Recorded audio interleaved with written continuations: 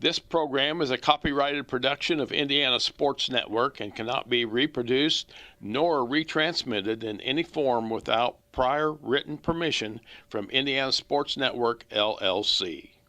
Welcome to the 51st Indiana Association of Track and Cross Country Coaches Hall of Fame induction ceremony. Tonight's banquet and ceremony is conducted at Idle Creek Banquet Facility in Terre Haute, Indiana, and presented to you by three great organizations. This live presentation is made possible by Crane Credit Union, Hamilton Center, and St. Mary of the Woods College.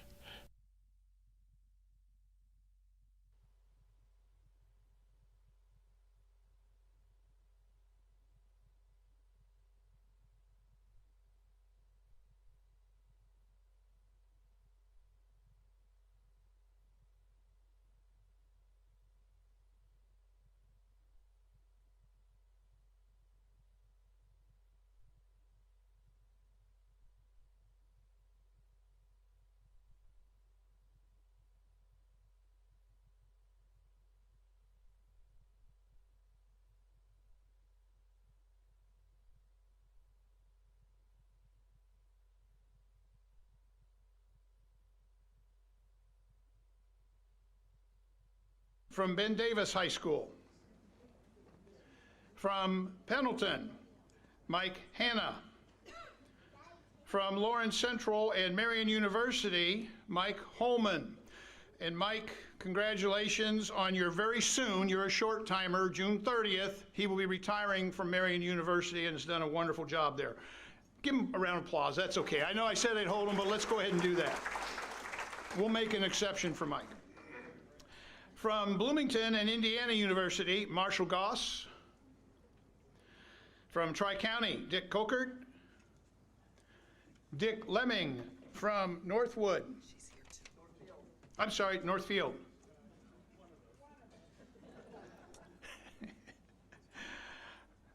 From West Lafayette, Steve Lewerk. Okay. Yeah, okay. Everybody knows where you've been, Lane. Well, but see, he's back before I called him, so he's safe. All right, but you have to stay standing, Lane. What award did I get? Nothing. Nothing. Okay, a slap on that wrist from Jim. Representing her husband, John McNichols from Bloomington North and Indiana State University, Linda McNichols.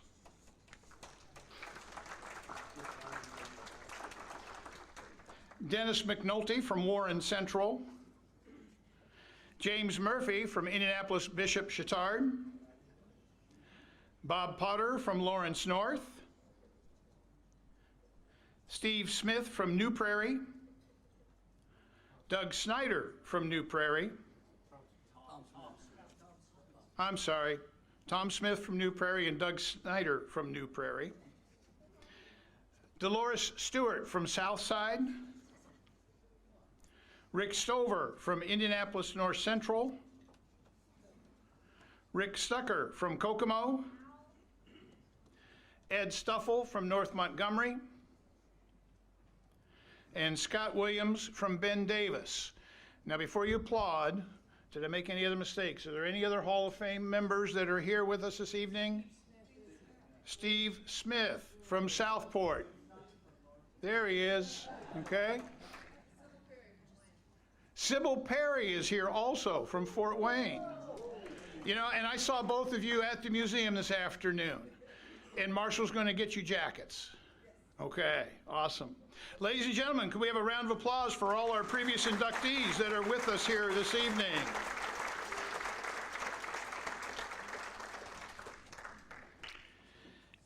At this moment, I would like to request you look at pages 9 and 10 of your program.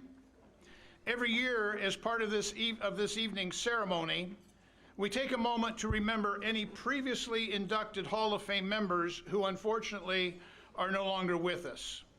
And tonight we would like to call to mind one such individual. John Reedy from Terre Haute North High School was inducted in 2019, but passed in 2024. You may find more information about John on page 10. Please note that while the museum tries to stay informed, it is entirely possible we may miss someone's passing during the year. If at any time you become aware of a Hall of Fame members leaving us, please reach out to Marshall Goss or any of the board members for the museum with that information so we can recognize them at our next ceremony. At this time, I'd like to request a moment of silence in memory of John.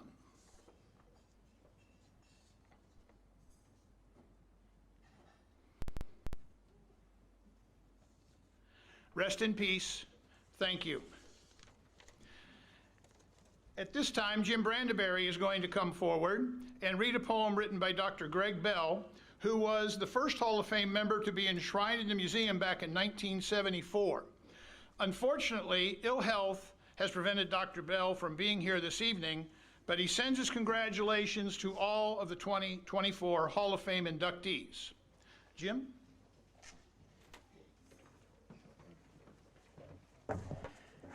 You'll notice on page 12 a poem by Dr. Bell. Let me just say this one thing about him. He was so good, we're talking about 75 years ago approximately, that his best long jump mark would have been over a half a foot longer than the winning long jump in this year's Big Ten championships.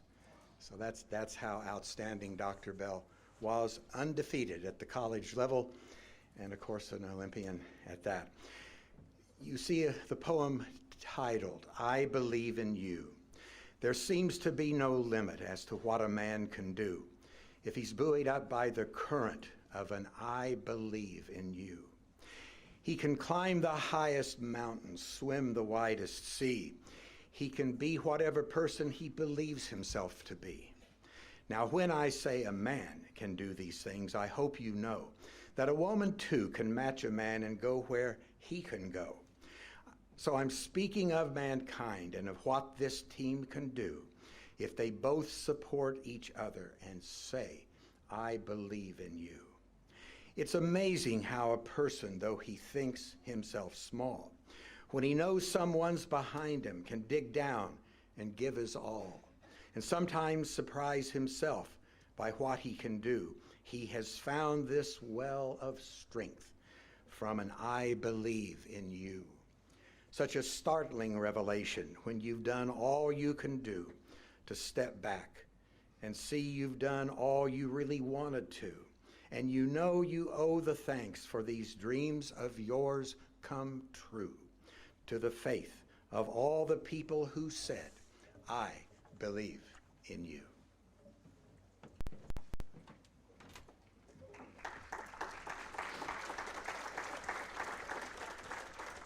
Thank you, Jim, on behalf of Dr. Greg Bell. Would Linda McNichols and Julie Alano please come forth at this time for the presentation of the John McNichols Award? Linda is the wife of longtime Bloomington North High School and Indiana State head coach John McNichols, and Julie is the current head women's track coach at Hamilton Southeastern High School. She is a past president of the Indiana Association of Track and Cross Country Coaches, and herself a former runner for Coach McNichols while at Indiana State University. Linda and Julie. Good evening. Thank you, Kevin. Again, I am Julie Alano. I am the head girls track coach at Hamilton Southeastern High School, and I had the privilege of competing and running for Coach John McNichols. To say that he has influenced many of us in this room is, limited. There are many people here, and if you haven't heard of the coaching tree or the coaching trees, there are many of us who are now coaches because of Coach McNichols and Coach Gartland. Another athlete, Rick Sluter and I, Rick, who is the coach at Columbus North, both very involved in the association, decided we wanted to make an award in Coach McNichols' honor. And so the John McNichols Service Award goes to someone who has displayed service above and beyond in the sports of track and field and cross country. And not a better place to give this award than here in cross country town, USA, where Coach McNichols helped get the course started. And so, and this year's award winner, unfortunately, is not with us this evening, but I will give some of his stats and why we decided to give this award to him this evening. So a resident of Terre Haute, Indiana, again, a great place to be. My friend calls it Paradise. I know some people may call it something else, but we are here in Paradise right now. And had as a coach here at Terre Haute North for 22 years.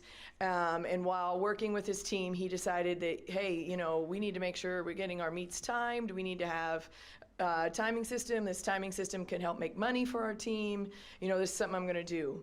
And so Mike Dason, who is now has his own company, Timing MD, has really progressed timing and has taken over timing at multiple venues, and now as of this year, timed both the state cross country meet and the state track meets. And if you were at the state track meet, it was his push that got the team scores at the bottom of the board, and the board that was very updated and very nice this year, that was Mike. Mike is not afraid to push the envelope and to, you know, progress timing and using and purchasing all the equipment and all the things to make a meet, a cross-country or track meet exciting by making sure that you're aware of what's happening in the meet. And so in honor of Coach McNichols, he was willing to, you know, move forward and, you know, make sure that the sports of track and cross-country were promoted as much as they could be, just as Coach McNichols did.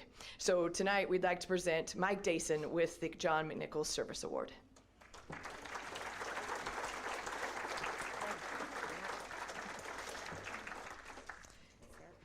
We will make sure this is presented to him at a later date, and we'll make sure that he sees this recording as well. Thank you.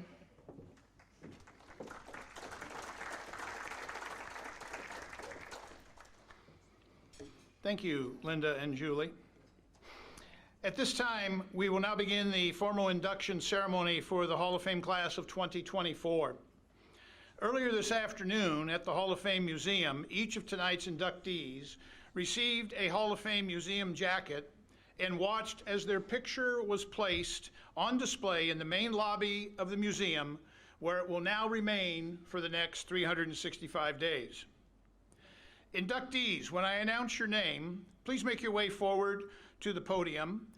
And let's go on this side here, please, and meet Hall of Fame Vice President John Seo, Board Member Ed Stuffle, and Indiana Association of Track and Cross Country Coaches President Mike Davidson.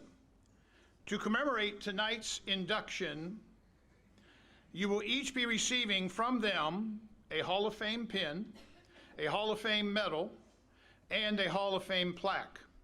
After you have received these three awards, you will then have your picture taken right over here by our lovely photographer. We'll start with the Pioneer category. Ronald Golston from Gary Tolston High School.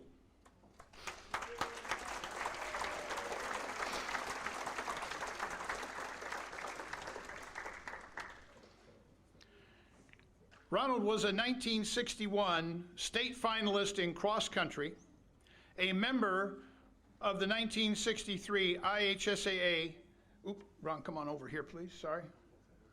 Thank you. A member of the 1963 IHSAA State Finals runner-up mile relay team, and the 1964 IHSAA State Champion in the 880-yard run with a time of 1:55.7. During his senior year, Ronald was undefeated in the 880-yard run, both indoors and outdoors. He set both school and the city of Gary indoor and outdoor records for that same event. In 1964, he was ranked 7th in the United States in the 880-yard run. Ronald went on to attend Arkansas AM&N College and was part of the sprint medley team that set a school record of 3 minutes 23.3 seconds. That is a record that still stands today, 60 years later.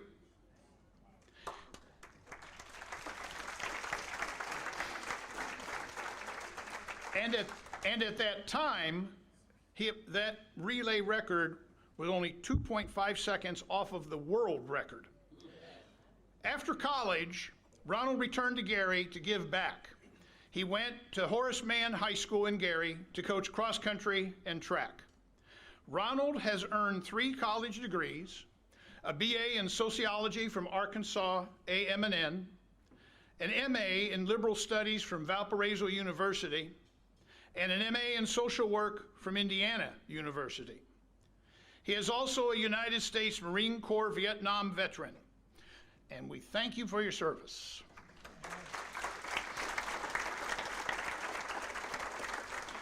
And if you're at the museum this afternoon, you already know this. For those of you that weren't, we want to thank him for something else. When he walked in the doors of the museum today, he brought with him his 1960s vintage Letterman's jacket from Gary Tolston and donated it to the Hall of Fame Museum, where we put it on display in the Gary exhibit. Thank you, sir, for your donation. Congratulations. Welcome to the Hall of Fame. Ron, the microphone is yours.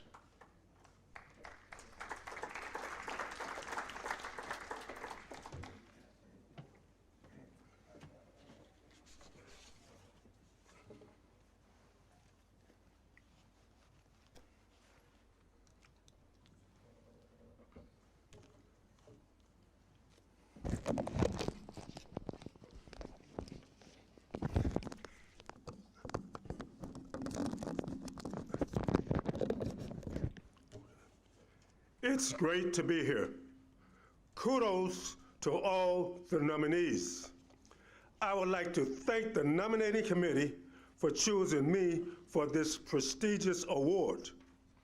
I'd like to give a special thanks to Marshall Goss for all of his hard work and dedication that went into this monumental task. I would like to thank my very close friend, Mary Helen Comer, who was like a little pit bull on steroids, pushing for me to be inducted. I would also like to thank my family and friends that came here in support of me receiving this award. I am sorry that my good friend, Richard Calloway, a 5-time state champion from Gary Roosevelt, a Hall of Famer himself, is not here to see me receive this award. Richard stated, and I quote, I want to see Ron inducted into the Hall of Fame before I die, unquote. Not only did he pull for Gary Roosevelt, which he dearly loved, he would pull for the top runners in the Calumet region.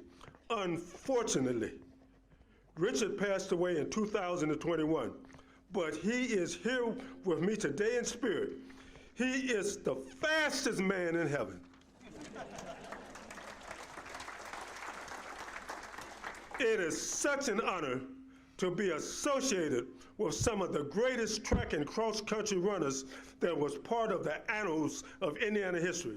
Again, thank you so much for all of your hard work and effort in choosing me for this award.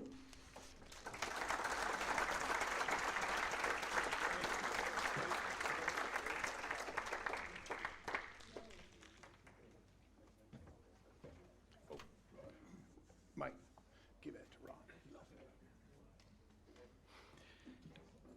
Carrie Zimmerman from Corydon Central High School.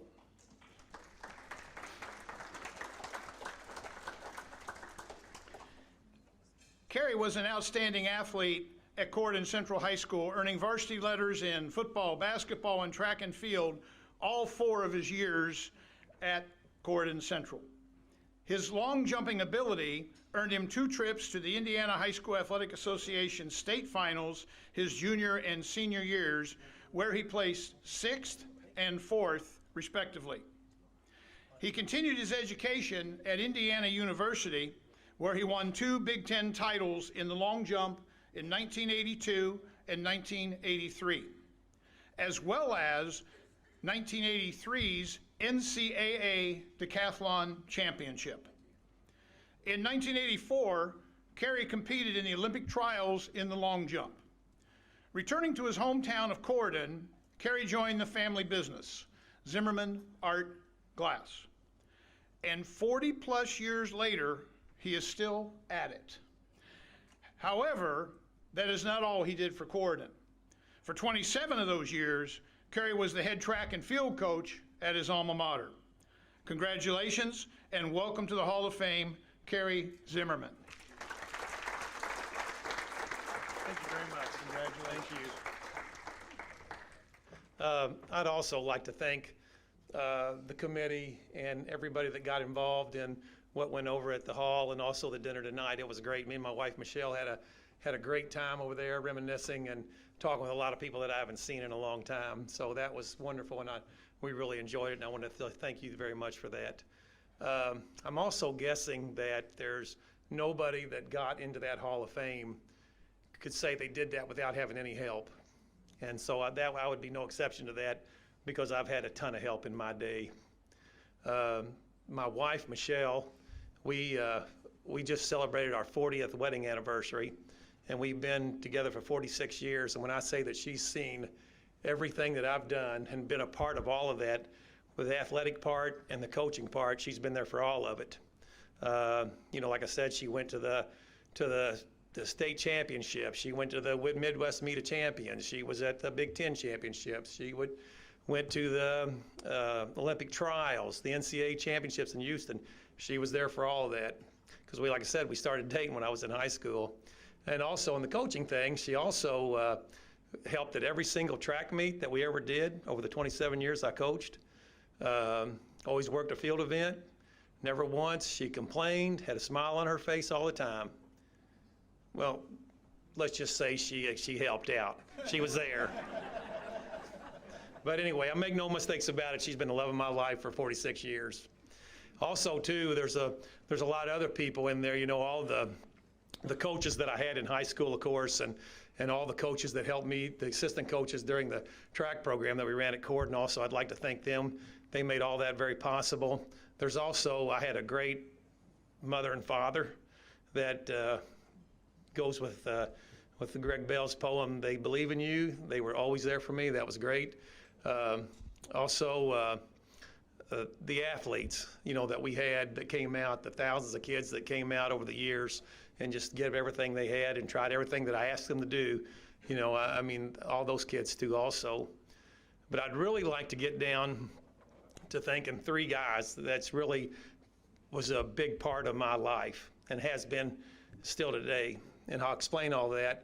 But when I went to Indiana University, I had three coaches up there, and you guys know them all, I'm sure. Sam Bell, the head coach, and Phil Henson was my jump coach, and Marshall was my pole vault coach, along with being a really good friend my whole life.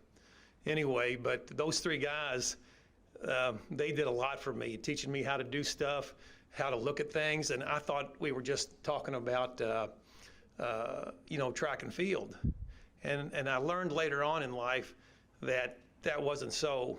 Now, Sam, he gave me a really good honor one time. Every track meet that we did at IU, and the people that competed there, I know James knows this, and they'd always have this performance report. I'm not sure if that's what he called it or not, but after every track meet on Monday, they would come out and Sam would have everybody's time, their split, their jump, their distance, whatever their throw was, all of it, for every single athlete that was in the meet. Didn't matter what place you finished. And then, and the very back of it, there was always a comment sheet. And he'd make personal comments. Sometimes it was pretty broad, talking about everybody, and sometimes he'd get pretty individual, and he could be pretty direct in there too when he'd talk to you about that. Student managers would come Monday, pass it out, and you'd sit around it while you were stretching, and everybody'd read it like it was your hometown newspaper. I mean, that's the way we thought about it.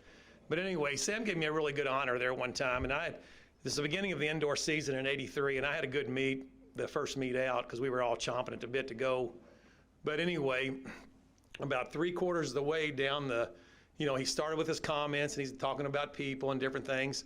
About 3/4 of the way down the page, there was one sentence, and it just said, we all expect great things from Jim Spivey, Sunder Nix, Albert Robertson, and Kerry Zimmerman. And I felt that as a pretty good honor because you guys all well know those other three guys were all Olympians. And to be in that group, I felt that was pretty special. And as time went on, I thought about it, not so much back in those days, but as time gone on, I thought about that a little bit. And I thought of that challenge that Sam put forward to me. And I thought, well, I'm going to try to live my life by that. Now, I was always in coaching, and when I trained, I was always, and even in my job today as with working with hot glass, everything's about procedure and do things in the correct order. But it's all those little things that you do that add up to that great thing. And so for me, it was all about my whole life to meet that challenge that Sam gave me. It was about trying to be a good husband, or a good brother, or a father, into my community, our little town of Corden, to be a good supporter and a citizen of the town of Corden. The things of that nature was really important to me. And anyway, back in 2022, we had a really good friend, a childhood friend of my wife's who became a friend of mine. She was diagnosed with a stage 4 cancer or kidney disease. And so anyway, we were talking about it, and they were trying to get a web page together to find her a donor. And I'm outside mowing grass, and my wife comes up to me and she says, asked me if I would do a video of another person. I knew a person down there that had received a kidney, and I said, well, yeah, I'll do a video of him. And I said, by the way, what's Patty's blood type? And she goes, well, she's O positive. She goes, so I can't do it because I'm B positive. And I said, hell, I'm O positive, I'll do it. And she goes, what do you mean you do it? And I said, well, I'll do it. Let me finish mowing the grass, and then we'll give somebody a call.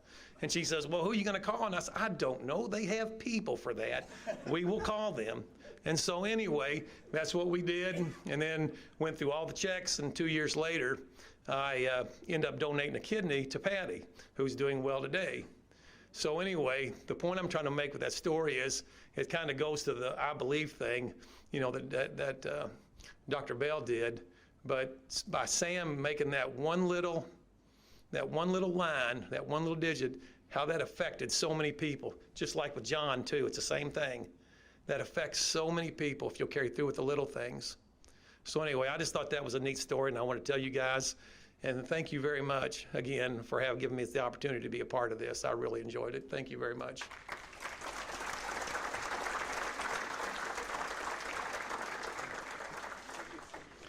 We're going to make a little bit of a change in the program. We're going to bump someone up because there's a chance that they may have to leave before the evening finishes. So at this time, I would like to bring forth one of our male athletes, and that would be Futsum Zena Selassie from Indianapolis North Central.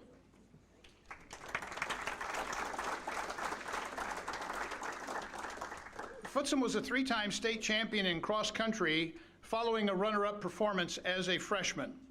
He also was a 4-time state champion in the 3,200 meter run, so I guess he didn't care very much for being runner-up as a freshman since he won the 3,200 as a freshman in track in the spring.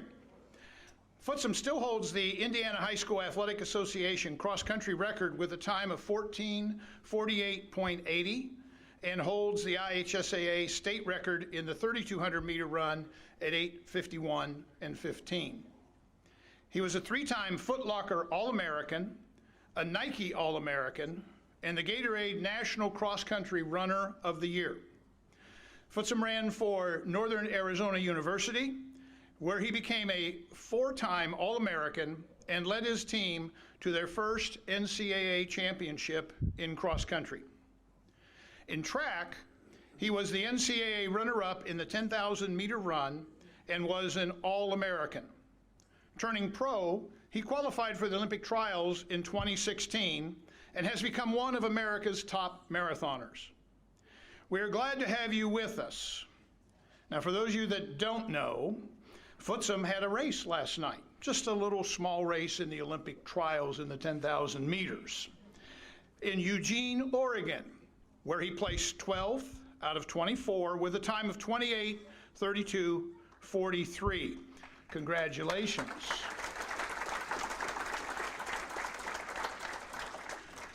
And thank you for making the effort to get from Eugene to here. Did you run the whole way? That would certainly qualify for more than a marathon. I think you earned some frequent flyer miles to be here with us, and we really appreciate your efforts to be here with this induction ceremony. Congratulations, welcome to the Hall of Fame. Futsum Zena Selassie, your turn up at the podium.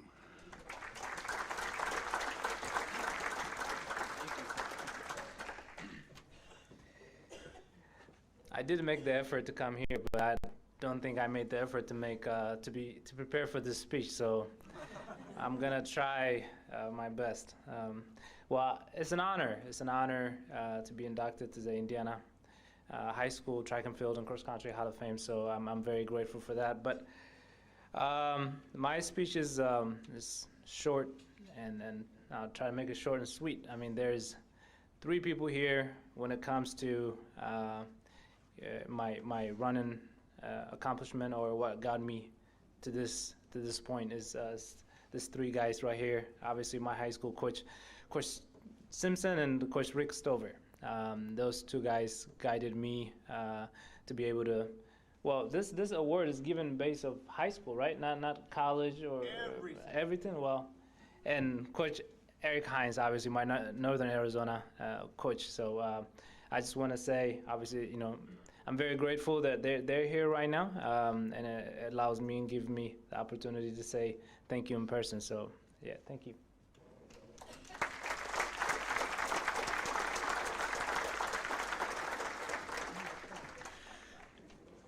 Yeah, our view is that once a Hoosier, always a Hoosier, no matter where in the world you travel.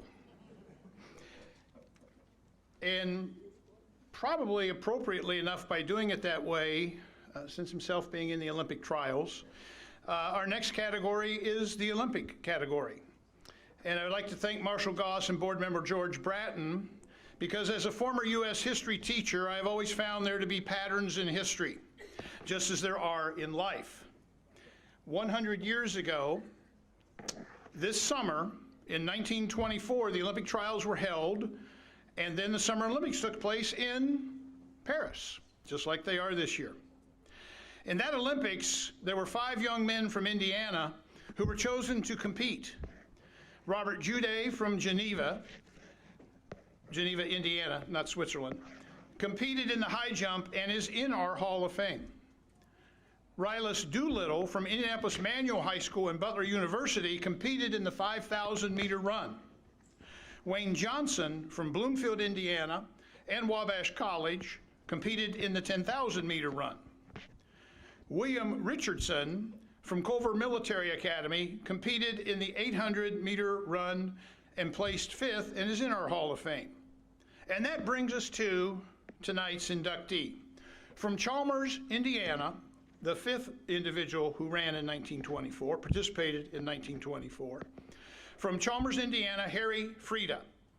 Now, Harry's real last name originally was Friday, and he was an outstanding athlete at Chalmers High School in several sports, but most importantly in track and field.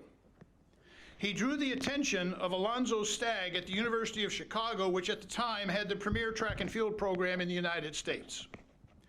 As you can read in your program, Harry's father was not too happy about this, but not his mom, who proceeded to move Harry and herself to Chicago without the husband.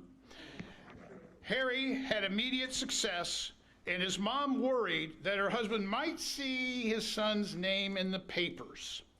So, being a good mother, she had his last name legally changed to Frieda at the clerk's office. He placed 5 times in the National AAU Track and Field Championships, and in 1923, he won the NCAA Javelin title.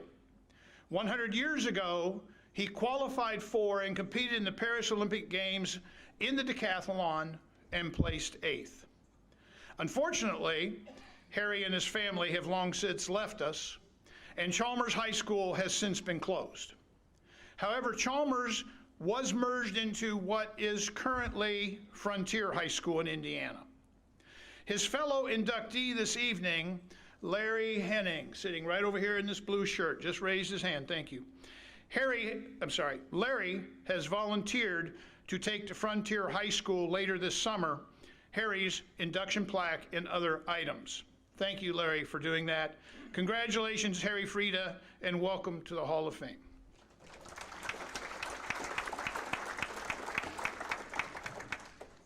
Next, in our relay category, we have the Gary Roosevelt High School 1962 4x440 relay team, made up of Eugene Anderson, James Harris, Larry Wood, and Walter Little.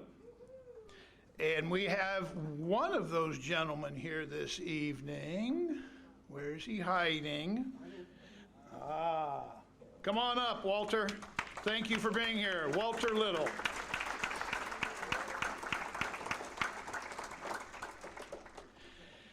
Unfortunately, Eugene Anderson and Larry Hood are both deceased, and James Harris is having some health issues and cannot be here. But we are so very pleased to have you here with us tonight, Walter. And besides running on that 4x440 relay team, he also ran in the 220-yard dash in the 1962 state championship meet. Larry Hood placed fourth in the 220-yard dash, and James Harris won the 880-yard run and set a meet record of 154.4. This 4x440 relay team had won the regional by 25 yards over Gary Tolliston. Ronald, that probably hurts a little bit, doesn't it? I think you were 2 years. Yeah, go ahead. I know, I wasn't going to say that. I left that for you to do.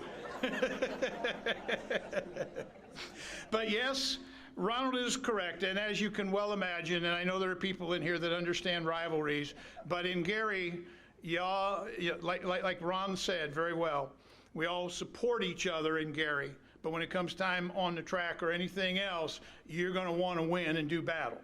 So in the regional, Gary Roosevelt beat Tolliston by 25 yards, and their time was 3 minutes, 15 and 7/10 seconds, which was less than a half second off of the national high school record and was the fastest time for that event in the United States in 1962. And probably what is more significant about that is that Gary Roosevelt's time for this event, remember, this is in yards, etc., but Gary Roosevelt's time still stands as the fastest time for the mile relay in Indiana.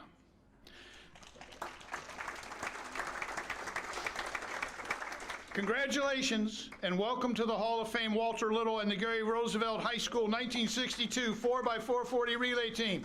It's your turn at the microphone, sir.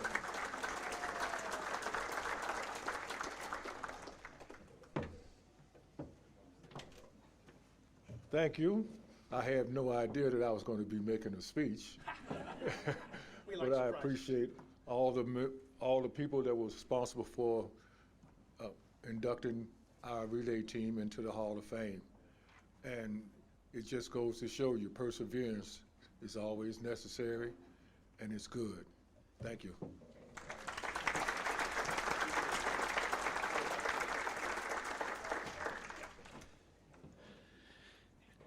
One thing that some of you may not be aware of, but when we induct a relay team, there is a large plaque, as you can see, like most of our other people have received. But on the relay, you also get smaller plaques. And even though we have a couple of deceased members, we're hoping that these can be taken back to their family members and obviously our ill member. But there are 4 individual plaques for the 4 runners, plus the 1 larger plaque that they get. Next, we will have our contributor category. From Carroll High School in Flora, Indiana, Larry Henning.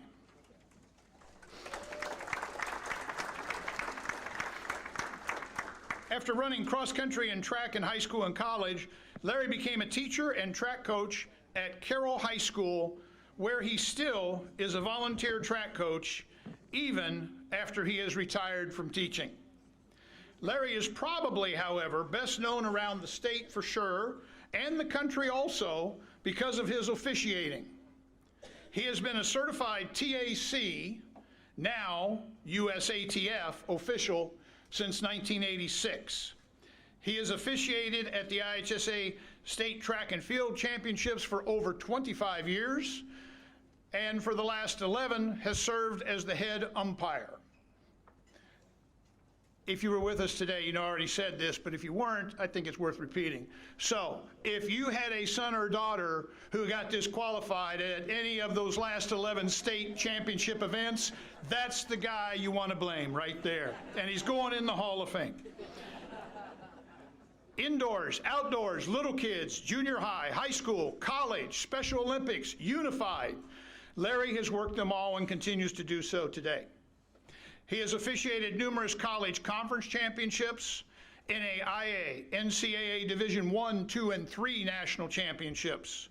Among other events, he's officiated 30 junior and senior USATF championships, Masters championships, the Goodwill Games, 3 national sports festivals, 8 Olympic trials, and the 1996 Atlanta Olympic Games. Larry has won numerous awards, including the USATF Charlie Reuter Track Official of the Year Award and the Indiana Track and Cross Country Coaches Meredith Payne Award. He serves on the USATF National Awards Committee and is on the board of directors for the Indiana Track and Field and Cross Country Hall of Fame Museum. But most of all, Larry loves to be your tour guide when you visit the museum. And hopefully some of you got to experience his wealth of knowledge this afternoon. Congratulations and welcome to the Hall of Fame, Larry Henning.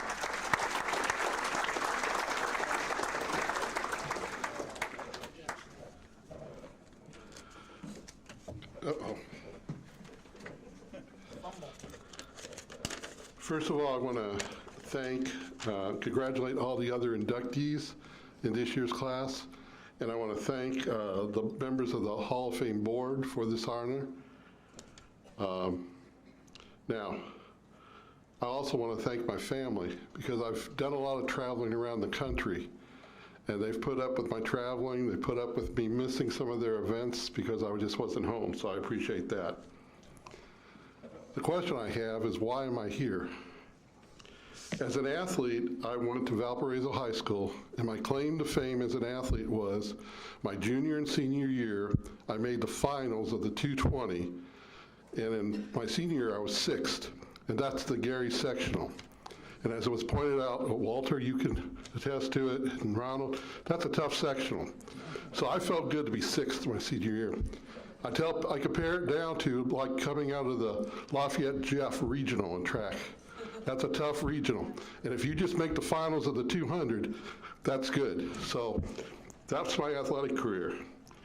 As a coach, I helped Coach Miller back there. We had 4 sectional championships and 1 regional. We had never a semi-state or state. We had athletes go to state. We had 1 athlete who was 7th his senior year in cross country, and then came back in the spring and was 2nd to Phil Yoder in the 3200. So we had a little success, but that was it. I'm here as a contributor, as an official. And how did I become an official? Lane, I'm glad you're here. I'm going to get to you in a moment. Back in the 70s and 80s, I only worked like 1 major meet a year. That was the bomber boiler relays. And then the Pan American Games were held in Indianapolis. And we decided to take a family vacation. Even though we only live an hour north of Indianapolis, we went down for a week or so to the Pan American Games. We saw all the different events we could. And one of the events, the first one was the opening ceremonies. And if you remember, if you were there, they marched the athletes down the track at the Indy 500. And then the officials came. And I was sitting there and I looked, and there was Lane. And I'm thinking, he's an official? And I'm thinking, I know he's a coach at West Lafayette. And then I got to thinking, well, West Lafayette's bigger than Carroll, so maybe that's why he was there. He helps out with the bomber boiler, so I don't know. Maybe years from now I might become one. Then I looked, and there was Gene Edmonds, Save the Watch. My minister was supposed to be here tonight. He's not here, so when he's doing his sermon, he always gets off track. We call them sidebars, and that's what I'm going to do tonight. Now, a lot of you in here knew Gene. After working a meet like 6 or 8 hours, we like to debrief. We go to a place that has good food and make sure they have adult beverages. And Jean liked to have a beer or 10 or more of those beverages. And the story goes he was sitting there one night, and they had been talking for hours and hours, and all of a sudden he went like this. And someone said, "What are you doing?" Now, I'm going to clean it up. I'm going to use initials, but you know what I'm talking about. Gene goes, "There is so much BS in this room right now. I'm trying to save my watch." So that has become a thing for us officials. Like Rob Kaufman back there, save the watch. That's how we salute one another. When we go to a meet, and instead of yelling hi or hello or anything else, you just give the salute and smile, and they'll salute back. And that's our way of honoring Gene, is by saving the watch. All right, so I still thought, well, you know, he's in charge of the bomber boiler, he's at Rensselaer. I don't know, I just don't have a chance. Then I saw a third person, and I doubt if anyone in here knows the name, Lon Bonstead. Lon Bonstead was marching as an official. Now, Lon lives in the same town I do, Flora, Indiana. We don't even have a mayor, we have a town board. Rob, you're on it, what, about 4,000 people? 2,000 people. Way smaller back then in the 80s. And there's Lon. He had moved to our town a couple of years before. He had married a lady in the town, and I had had his stepdaughter in my class the year before. I had no idea about his track background. But there he is, an official at the Pan American Games. And I knew what he did for a living. Remember at drugstores, you had a person going around filling up the pharmacy prescriptions and that? That's what he did. So I'm going, well, if he can live in Florida and he can have that job, I can be an official too. So I got a hold of him the following week and Gene, and they got me started. I started working around Indianapolis and that. And then 88, right place at the right time, the Olympic trials. Now, if you do a large meet, the local group can have local officials. And I was selected as a local official for the umpire crew, where I met Charlie Reuter and Ron Altoff. And I guess you could say the rest is history. They took me under their wing, and I learned from the best, I think. Now, as you can see in the bulletin program there, I worked the '96 Olympics as an umpire. I've done 8 Olympic trials. I've done a lot of national meets. I've worked with kids as young as 3 or 4 years old, and I do a lot of masters meets when they're over 100 years old. So I've hit all the ages there. I've worked a lot of Special Olympic meets, and I've worked the elite meets. So I've got the ability from Special Olympics to elite. So I've been very, very fortunate. And to me, this is a big honor tonight. There are other officials in the Hall of Fame, but almost all of them are starters. Meredith Payne, Lee Aldridge, Ed Stuffle back there. But when I looked at the list, there's only 2 non-starter officials in the Hall, and I'll make the 3rd. And those other 2 were my mentors, Keith Mitchell and Gene Edmonds, Save the Watch. So to me to be put in with those 2 guys means a lot to me, so thank you very much.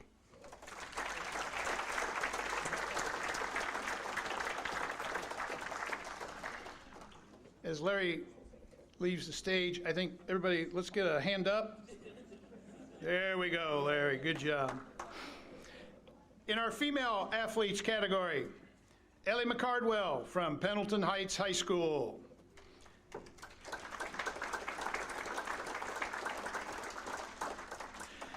Ellie was a 3-time participant in the IHSA State Championship in the pole vault.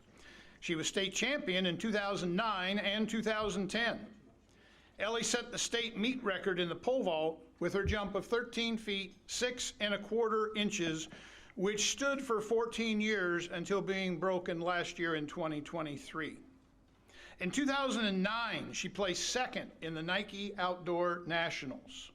In 2010, she was recognized as a Sammy Scholar athlete and was selected to Gatorade Indiana Track and Field Female Athlete of the Year.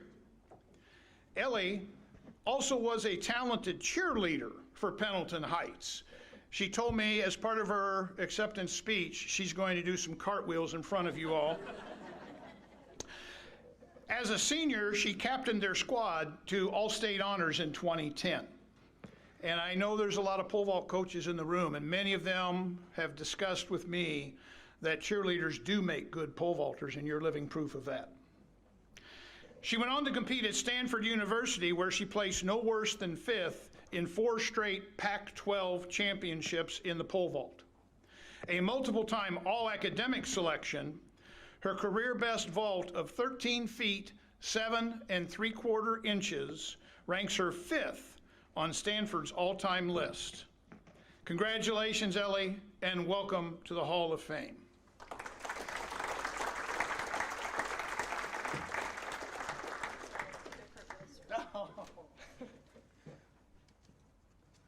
Thank you.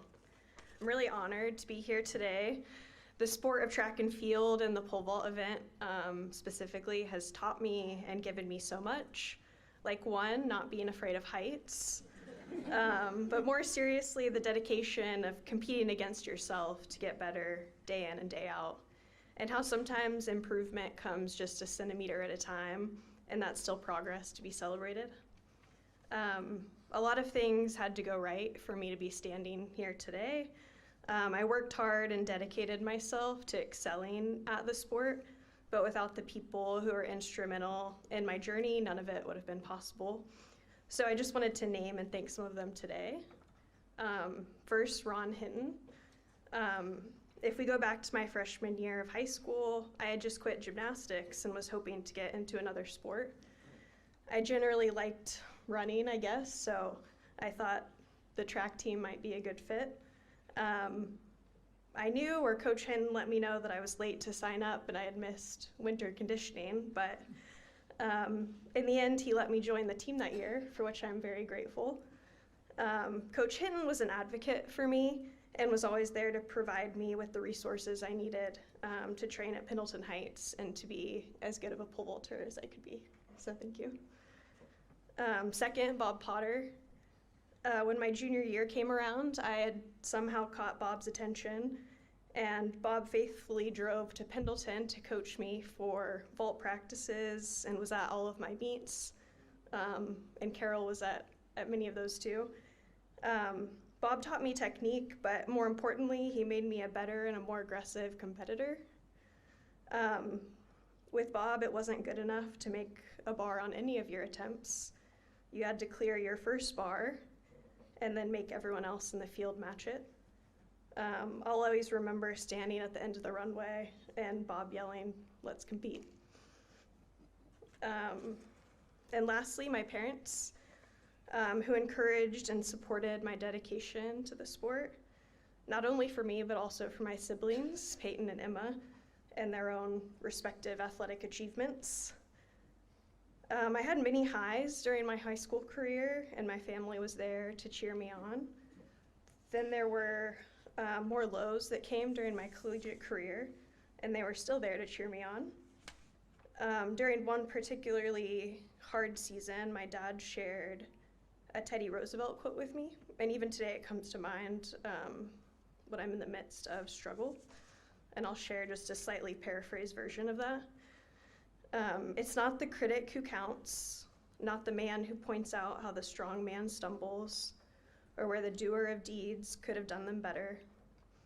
The credit belongs to the man who is actually in the arena, who strives valiantly, who errs, who comes short again and again, because there's no effort without error and shortcoming.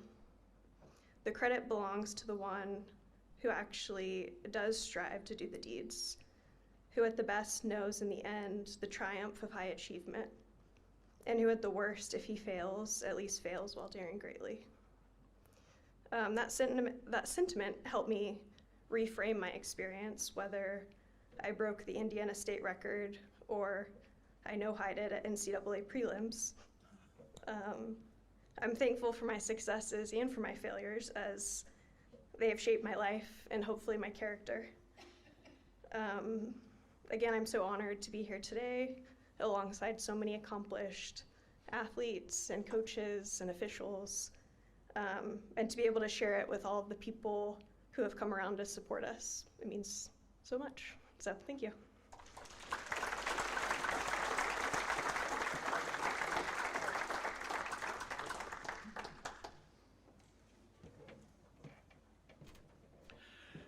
From Warren Central High School, Candace McGrone.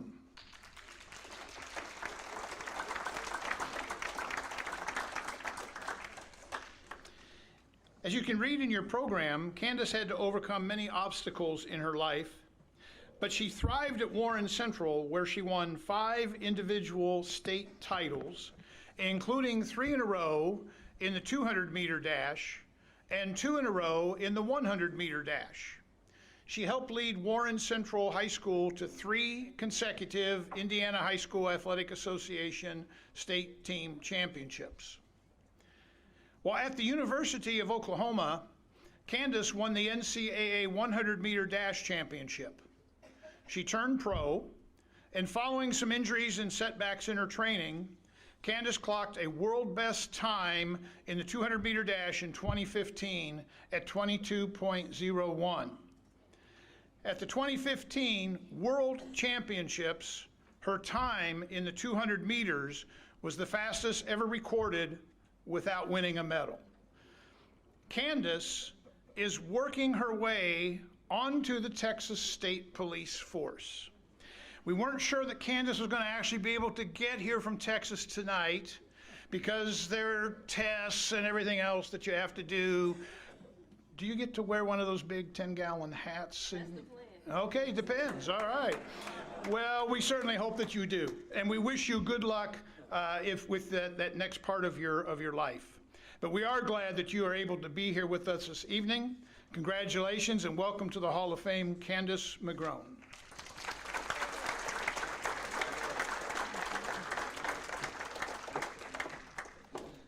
So I'm a little shy, but I want to thank my family and my coaches for always supporting me, and it's an honor to be able to be in the Hall of Fame. And that's it. That's all I have to say.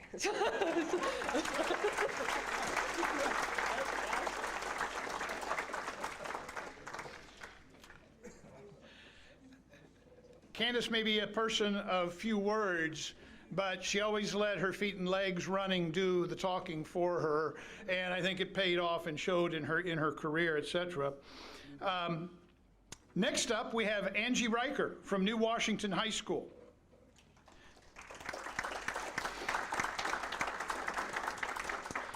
Angie was a 2-time state champion in the shot put in 1985 and 1987. She earned All-American honors in the shot put and remains, to this day, New Washington High School's only high school All-American athlete. In 1988, Angie won the U.S. Junior National Championship in the shot put, which earned her a spot on the United States Under-19 National Championship team, where she placed 9th in the world in that event. Attending Indiana University, Angie was a 4-year letter winner, a 2-time Big Ten shot put champion, and a 5-time NCAA All-American. Her throws of 51 feet 3 3/4 in the shot put and 170 feet and 11 inches in the discus have placed Angie on the Big Ten's top 20 list for both events. Congratulations and welcome to the Hall of Fame, Angie Riker.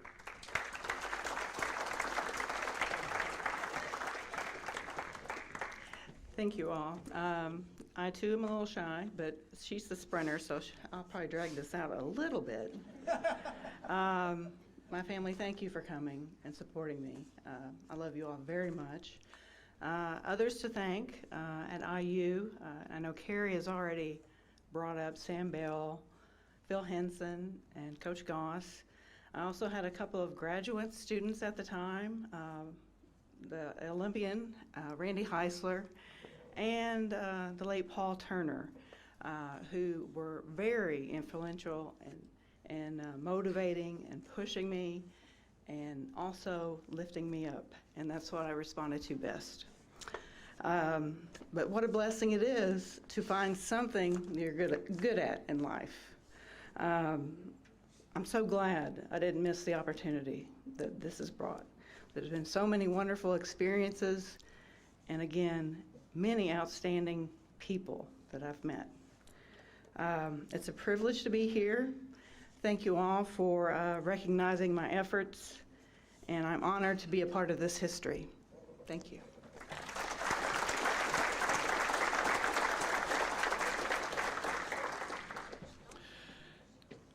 From Fort Wayne High School, Brianna Thomas.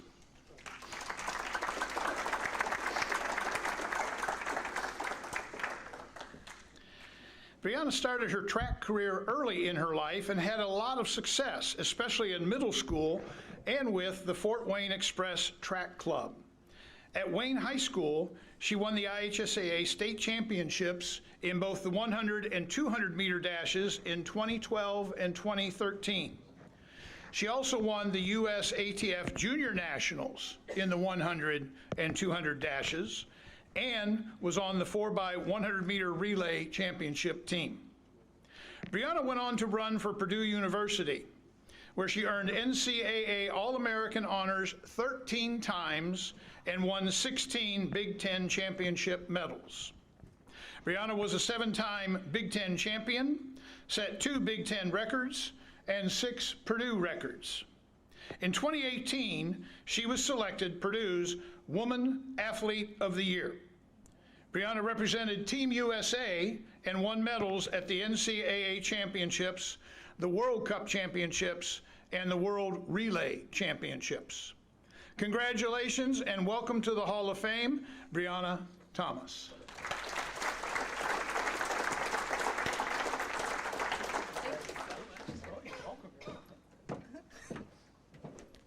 Hello, everyone. No, I really don't have much to say. I didn't prepare a speech either, but I do want to thank all my friends and family who's been supportive of me throughout my track and field career, as well as the coaches that have helped me, and then also Mr. Hauser, the principal, who's been very supportive since he came to Wayne High School. Other than that, I think that's all I have. Oh, also I want to give glory to God as well. I know none of this would be possible without him. And thank you guys. Have a good night.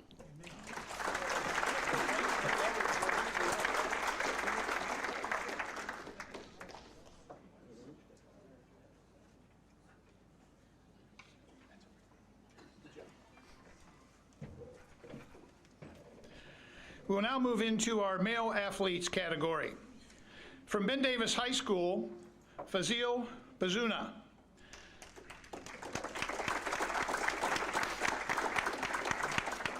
Fazil lives in Hawaii and is unable to be here with us this evening. However, we are pleased to say that accepting on his behalf is his coach and himself, a 1987 Hall of Famer, Scott Williams.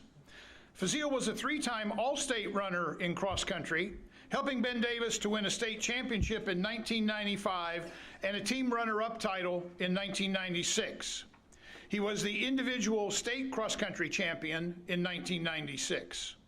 He was Fazil placed 5th at the Foot Locker National Championships and was a high school All-American in 1997. He was the 1998 state champ in the 3,200 meter run, following 2 runner-up performances. In 1997, he was runner-up in the 1,600 at the state meet and placed 3rd in the same race in 1998. Attending Arizona State University, he earned cross-country All-American honors twice and set 2 school records. After college, Fazil has had multiple top 5 finishes in road races from 5,000 meters up to and including the marathon. Congratulations and welcome to the Hall of Fame, Fazil Bazuna, and Scott, you get to speak on his behalf.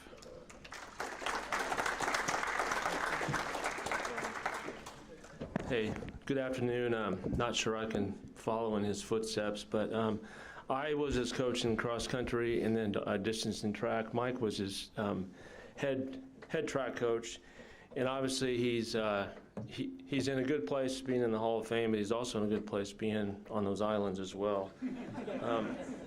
I wrote some things down. Normally I do it on paper, and I did it on my phone. I was afraid I was going to delete it the whole way down here, so I got it here. I'm just going to read through this, okay?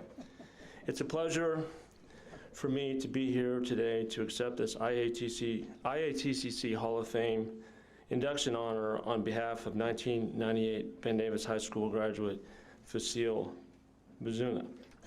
Also with me today are his parents, if they'll wave their hand, Jerusalem and Mogus.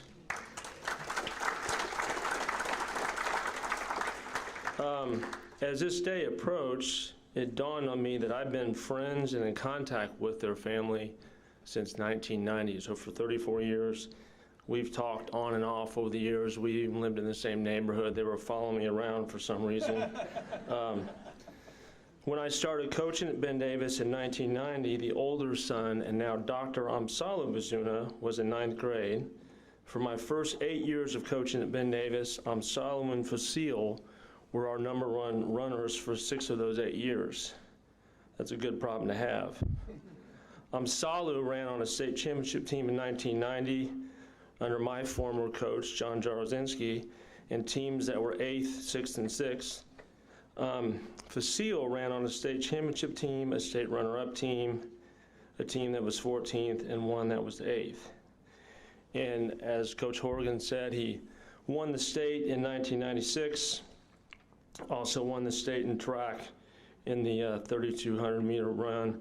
Always wanted to double. I remember his senior year, he didn't have to double. I think point-wise we were in good shape, and he was willing to, I think he got second that year to Brett Tipton, and then went on to win the 2-mile that day. Their family's history is quite interesting. We were talking about it on the way down. Fasil was born in Germany after his parents left Ethiopia to get away from the troubled communist government there. They literally fled through the mountains. Mr. and Mrs. Bazuna had to make hard decisions to get their family over to the U.S. Mr. Bazuna came over here first, followed by Mrs. Bazuna.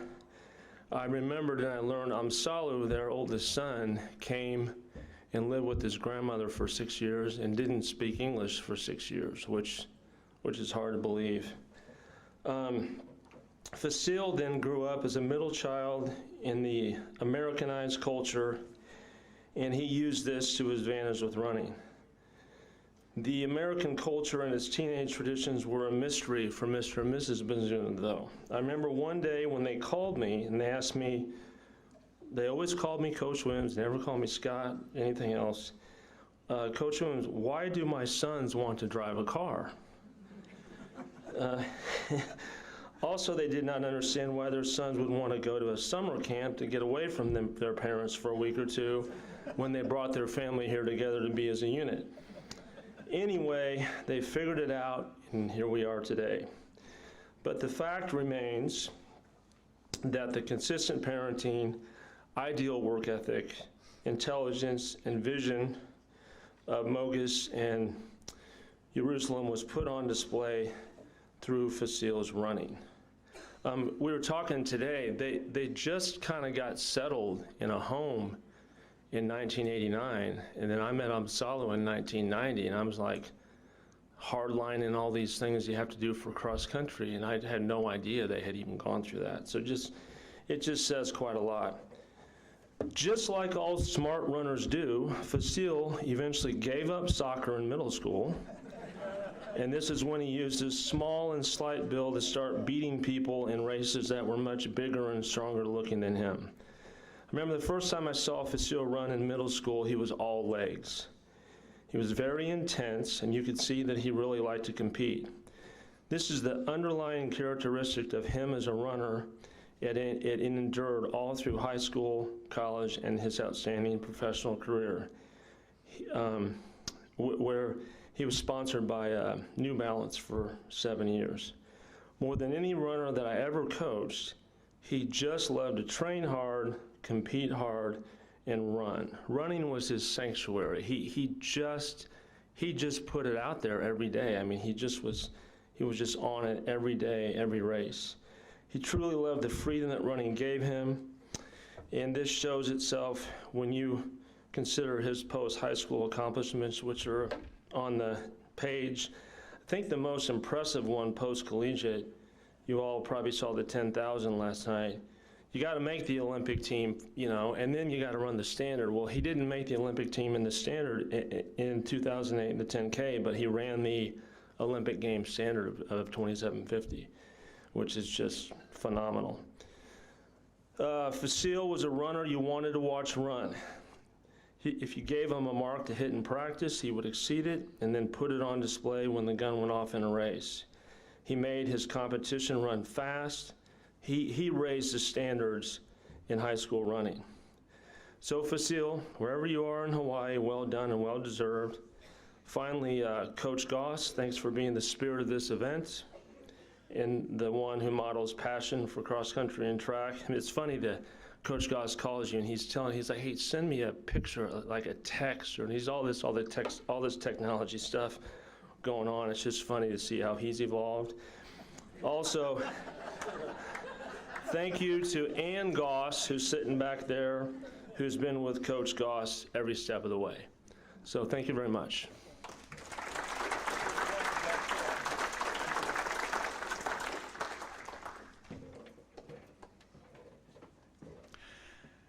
Austin Mudd from Center Grove High School.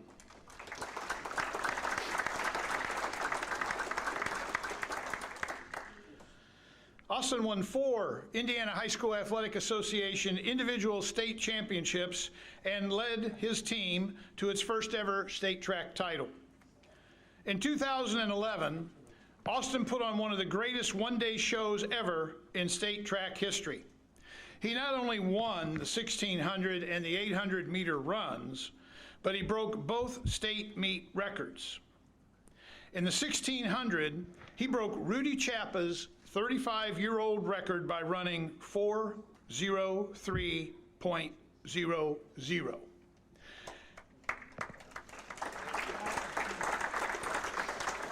And then, in less than an hour, he came back and broke Tom Martin's 34-year-old 800-meter run record with a time of 1:49.25.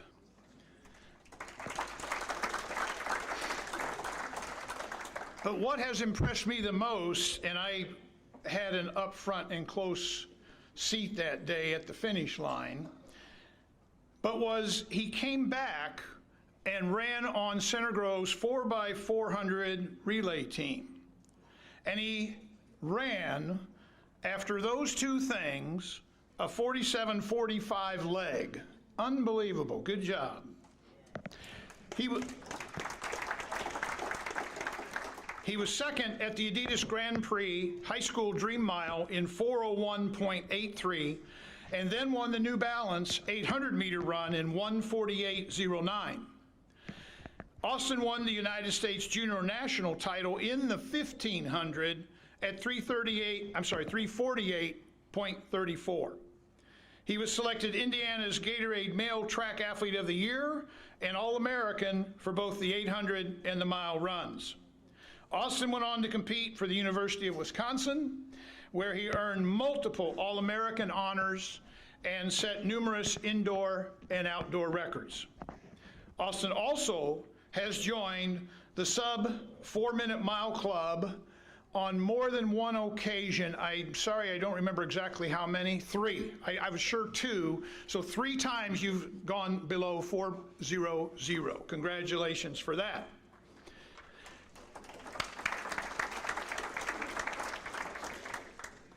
And we welcome you to the Hall of Fame, Austin Mudd.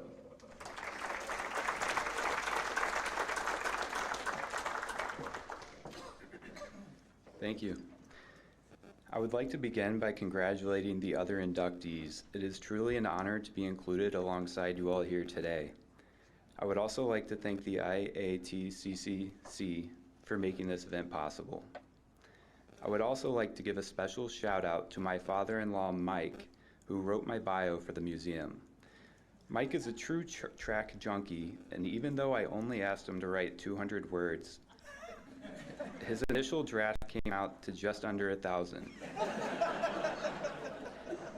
He was very sad to hear that I cut it down to 200 before sending the final version, and he was joking earlier today that he would be passing out the unedited version.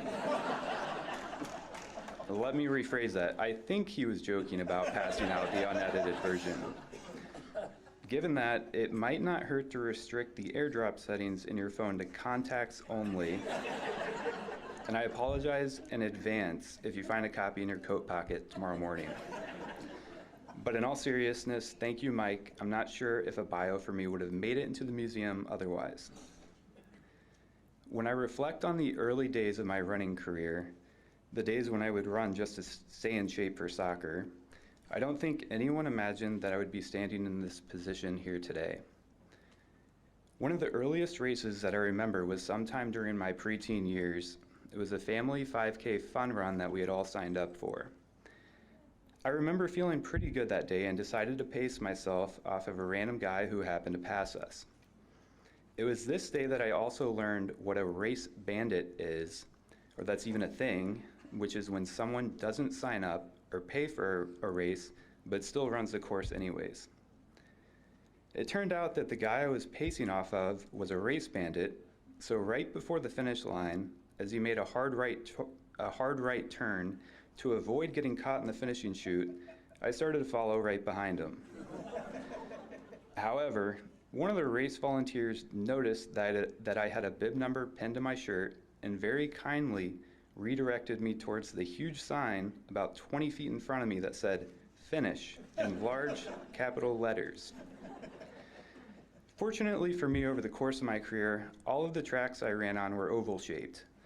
They had clear lines indicating where to go, and for my event specifically, the start and finish lines were in the same exact spot. However, that's not to say I didn't have an enormous amount of guidance, love, and support along the way. So much so that it feels weird standing up here and receiving this recognition. I have to thank my parents for introducing me to the sport and encouraging me to stick with it. There's no way I would have been able to accomplish what I did without their love and support. I also have to give a ton of credit to my teammates and coaches, especially Coach Harrell, who I would like to believe was led to retire his classic tagline and email sign-off phrase of "see you at the top" due to the culmination of what we were able to accomplish my senior year, because we had, in fact, made it to the top. However, I feel as if his new tagline, which consists of 3 words, "we, team, together," better encapsulates the 2011 track season for Center Grove. I know track is often referred to as an individual sport, but when I look back at my high school career, I will always hold the memory of winning Center Grove's first state track team championship closest to my heart, and am most proud of what we were able to accomplish that day as a team together. Thank you.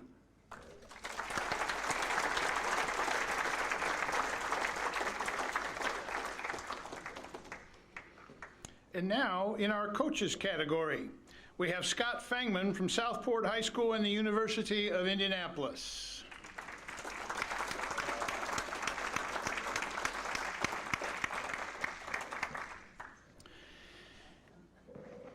Well, you know this could be dangerous. It will be. We both know where each other's skeletons are hidden, but I hope at some point this evening, Scott, you have given Mike Holman a little good advice on how to handle this whole retirement thing, because you got there first. I'm sure by now you have gotten to the bottom of your honey-do list, correct, Steph? Not even close.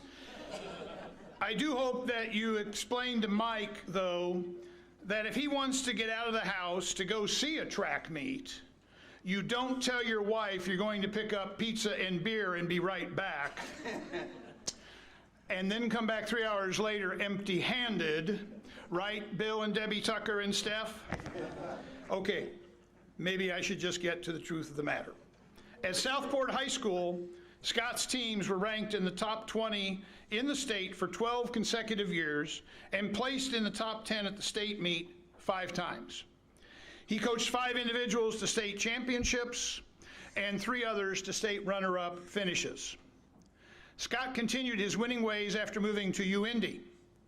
Over the next 27 years, his men's and women's teams won 22 Great Lake Valley championships.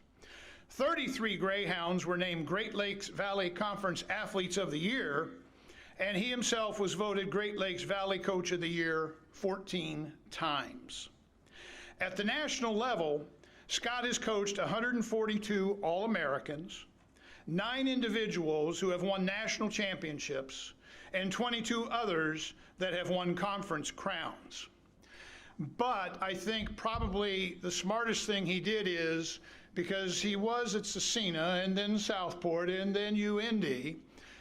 The wardrobe could stay the same colors. Good job, Coach. Congratulations and welcome to the Hall of Fame, Scott Fangman.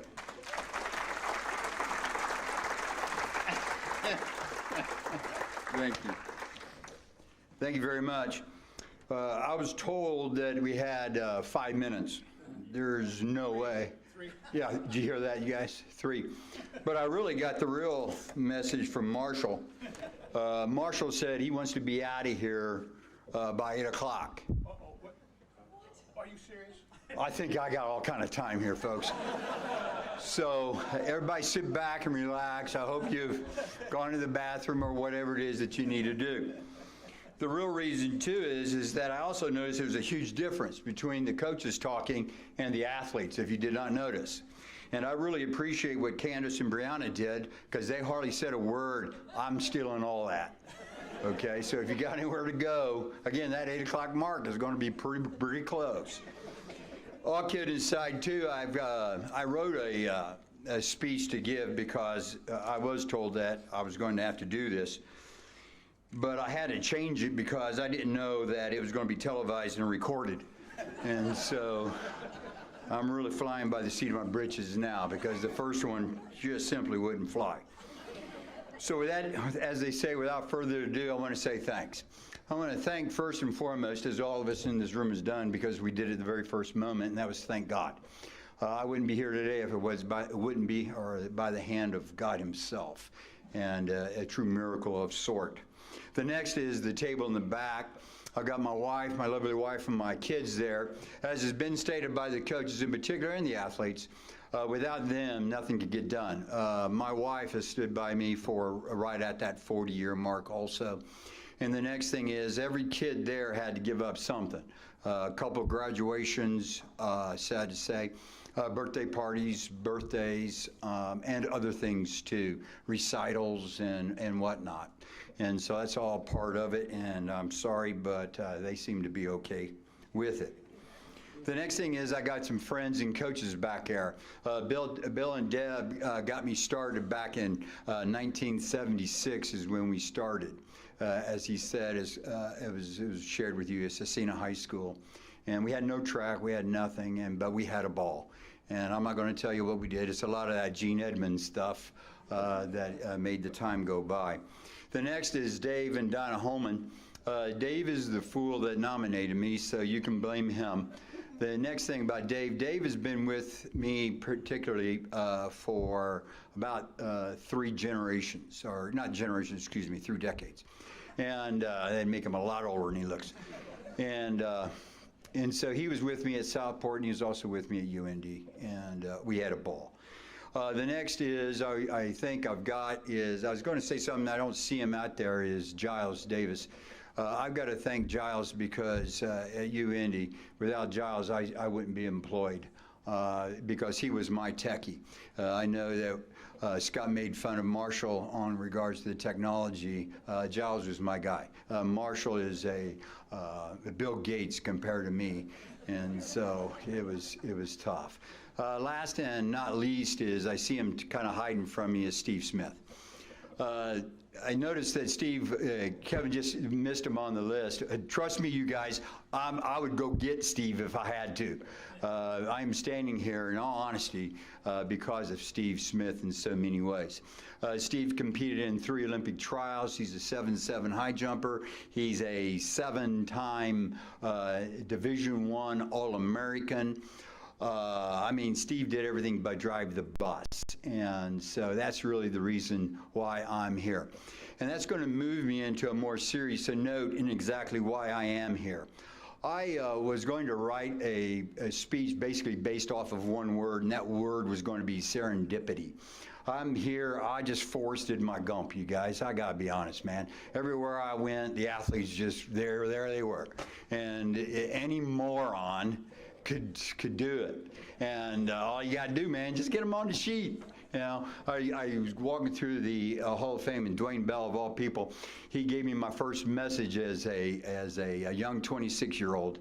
And I welcomed them at the gate as they rolled into Southport, and I said, "Hey, Coach Bell," and I knew he was a legend, man. And I said, "Welcome here, welcome to Southport, wish you luck." And he goes, "Well, I got him here." And he turned around and walked away. That left a lasting impression on my brain. And that was, sometimes you just got to get them there. And so I tried. And so I was thinking about that serendipity, and the good Lord spoke to me. And he has spoken to me before, and he says, "Why are you going to lie to them?" And I went, "What?" He says, "Why are you going to lie?" And I said, "Okay, you got to fill me in, man." He says, "You think the things that I've done for you and the things that I do in this world is serendipitous? Son, I've got every step planned in your life, and I'm going to show this to you." And so I said, "I'm listening."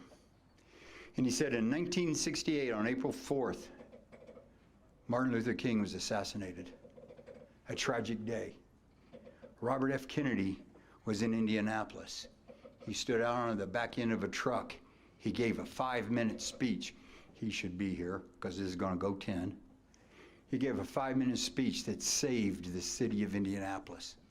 There was a 7-month pregnant woman in the audience. She was listening to him intently. They walked away. They went home. The city of Indianapolis was saved. Okay, June 6th, well, before June 6th, in May, the State Department came down on the city of Indianapolis public school system and said, "You got to change your ways. You're running a poo show." I cleaned that up. You're running a poo show, and it's got to be desegregated, and you got to come up with a way. On June 6th, Robert F. Kennedy was assassinated in LA.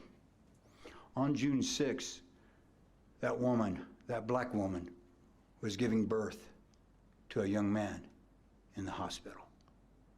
She named her son after Robert Kennedy. It just so happened that her surname was the same name. It took 10 years for the IPS school system to come up with a solution. It was unsatisfactory. Judge Dillon said, "No, this is how it's going to be. It's going to be one-way busing, they're going to be bussed out, and they're going to go into the township schools." That started in 1982. Oh, Scotty, Forrest Gump, was the head coach for the second year at Southport High School when that bus rolled in. Guess who was on that bus? A young man by the name of Robert Kennedy. He was on my bus. And he came in, he said, "Coach, do you think I can run track?"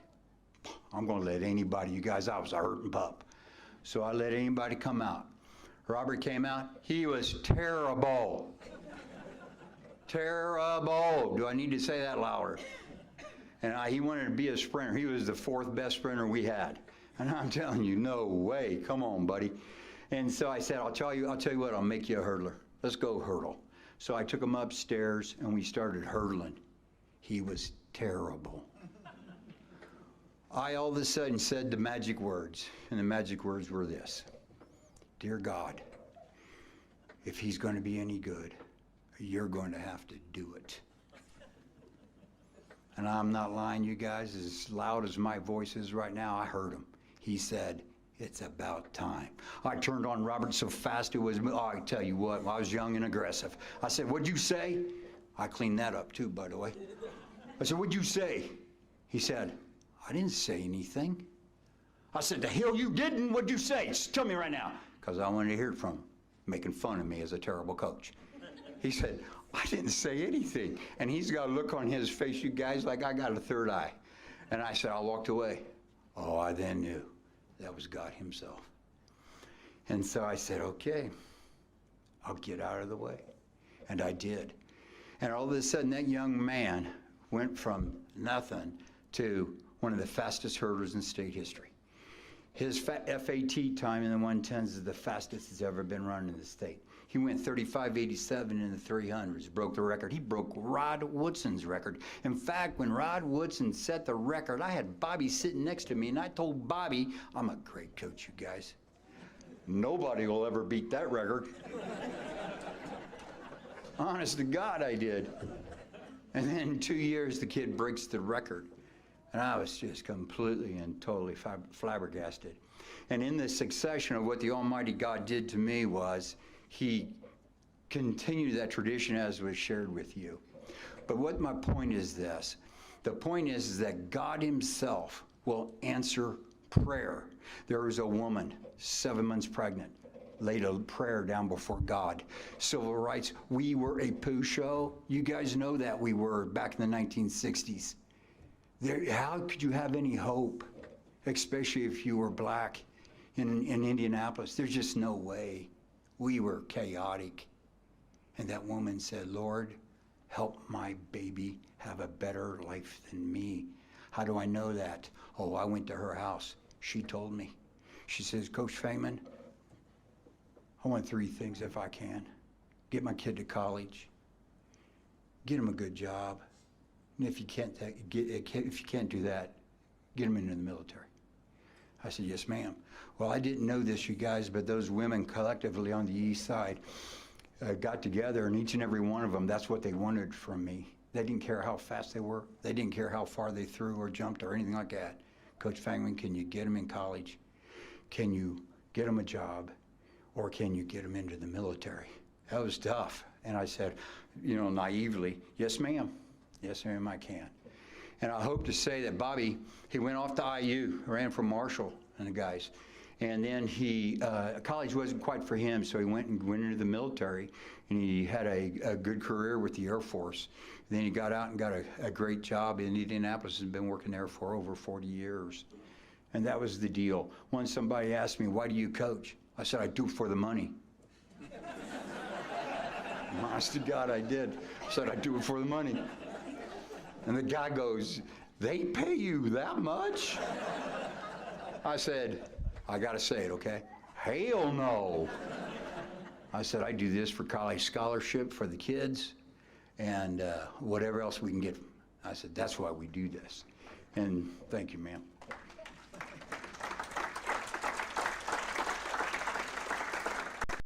And so that's what the busing program did. I've got a little note here that I didn't want to do this, but I'm going to.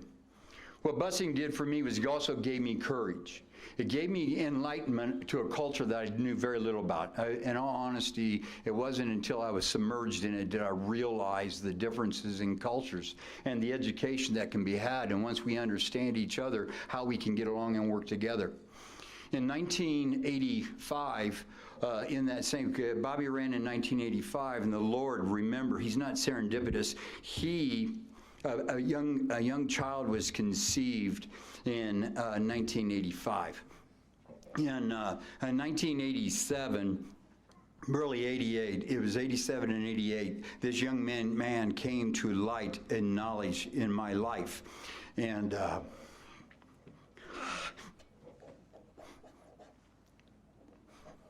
my wife one day came home, and she said, there's this child who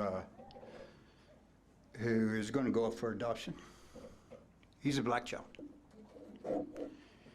And she said, what do you think? Well, that's a lot to lay on somebody. And I went, well, give me a day, give me 24 hours anyway. And so I'm thinking, man, I'm praying. And I got to thinking, I got to reflecting, what am I going to do, man? I mean, what do I have? What kind of resources do I have? And I started to reflect back on the good Lord laid on my heart. Man, I've been training you up since 1982 for this. Why are you going to be a coward now? And by the way, those guys, they'll help you cut his hair. They'll help you if you don't know what it is you need to do. And I have to be honest with you guys, that's what they did. We adopted Emmanuel, my oldest. He's hiding from me right now. He won't look at me. And I'm cool with that right now. As you guys can see, I don't want to see his eyes. But I always tease my mother, too. I always tell him I had to adopt one to get one to love me, and I finally did. So thank you very much, and I appreciate this. And one last thing, Austin, I want to point this to you, man.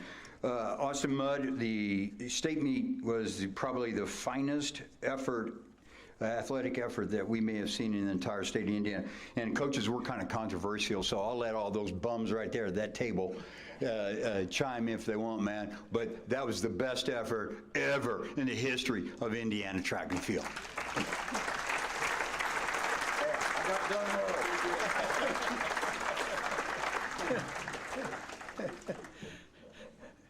And Marshall, yeah, he did get done early. You sure you don't want to come back for some more? Okay. No, keep going. Just kidding. At this time, if you would open up your programs, and I would like you to turn to the center pages where the staples are. It happens to be the Mike Hanna and Bob and Ryan Potter congratulations to Ellie McCardwell pages. If on that program you find Marshall Goss's autograph on one of those two pages, congratulations, you are a winner. I'm sorry, not of the lottery. But better than that, you get to take home the table centerpiece with you. And I saw Mike Hanna's go up. And Marshall, you won your own. Oh, Marshall, good job. Okay. So if you find Marshall's autograph, and if somebody wants to go over and steal Marshall's autograph, you can take those centerpieces home with you. And please do. Ann does not want them at her house. At this time, I would like to request that all of tonight's inductees come forward to this area. They want to, and please bring your plaques with you. We want to take a group picture. And to everyone else, we thank you for being here this evening to help celebrate and honor our class of 2024 inductees. This concludes our program. Feel free to come take as many pictures as you wish, and safe travels to all as you make your way back home this evening.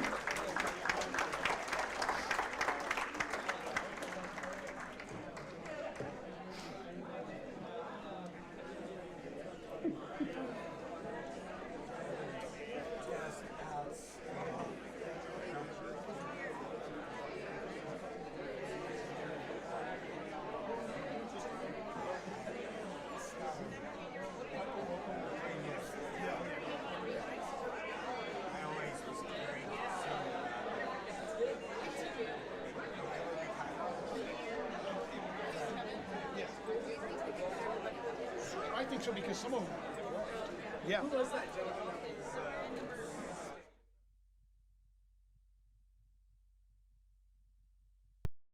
Wherever life takes you, whatever stage, anything that you need, no matter the season, getting there together. We are ready when you are. Crane cares. Treatment for those with mental illnesses and addiction issues has evolved over the years. In the late 1960s, Indiana's mental health system began to take shape. From 1971 to 2021, Hamilton Center has touched the lives of thousands of people in central and west central Indiana. We are committed to the latest therapies to improve the quality of life for those with mental illnesses. Treatment works. Recovery is possible. And thank you, Indiana. Imagine an educational space filled with a sense of family and belonging. Explore a degree in one of more than 30 majors. Embrace a faith-filled history that has been on the cutting edge for almost 2 centuries. St. Mary of the Woods College, where you'll find a values-based education that prepares you for any future you choose. To learn more about our on-campus and online programs, go to smwc.edu/discover and discover the woods. When you're buying a car, getting a mortgage for your dream home, taking out a personal loan, or growing your small business, you know exactly what you need. At Crane Credit Union, our personal banking experience can help you get there. We are here to make your life easier so you can focus on what really matters. Visit cranecu.org to see how we can help you reach your goals. Crane Cares, Crane Credit Union, committed to investing in you and your community.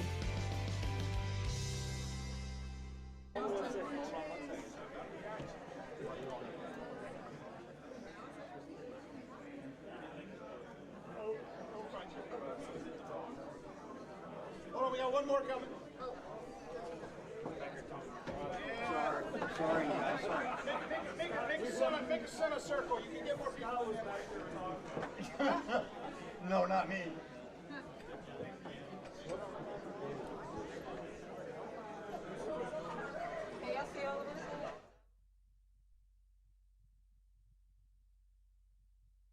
This program is a copyrighted production of Indiana Sports Network and cannot be reproduced nor retransmitted in any form without prior written permission from Indiana Sports Network, LLC.